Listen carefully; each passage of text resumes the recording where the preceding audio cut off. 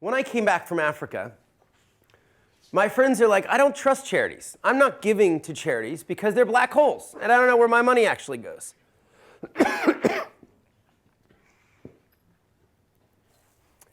And I thought, man, you're just selfish. I mean, you just don't want to give.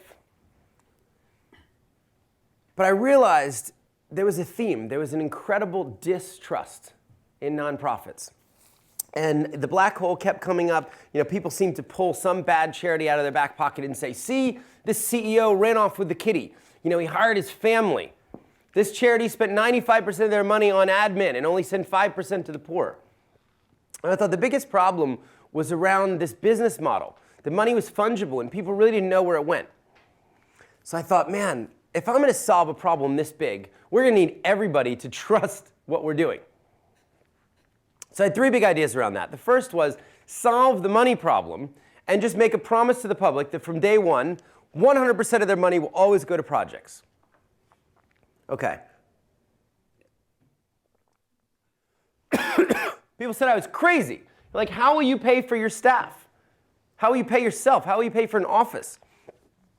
How will you actually fly around and develop these projects? I had no idea at the time, guys. I opened up 2 bank accounts, though, with $100 and said, we will never touch the public's money. We will somehow convince other people that it's fun to pay for overhead. Board members, maybe, private donors, sponsors. But that would allow this very powerful model where we could tell the public every penny would always go to the projects. And we'd be so crazy about this, we would pay back credit card fees.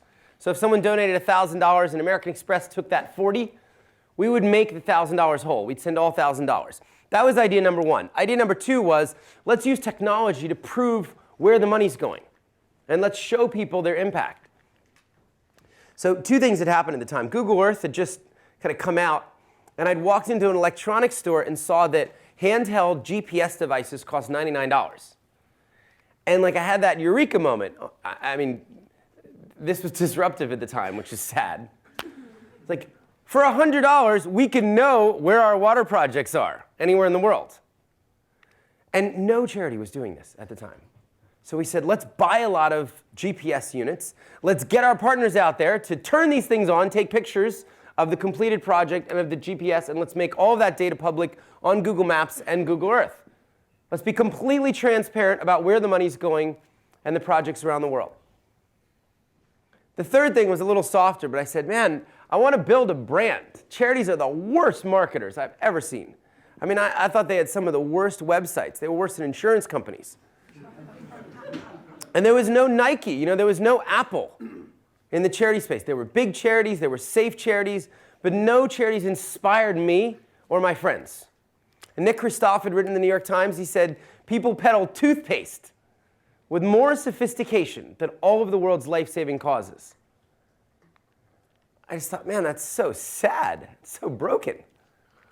And I didn't think you needed a lot of money to build a brand. You needed good taste and a couple talented designers. Probably the most important thing was try not to bite off too much. And we said, you know, we're going to work through local partners. We believe that for work to be sustainable, it must be led with the locals. And I knew nothing about hydrology. And like, if I turn up in Kenya and start trying to drill wells, I'm going to pay like 5 times for cement what I should. I'm going to drill more dry wells than good wells. But we found these amazing local organizations. Many of them had been at it for 30 years.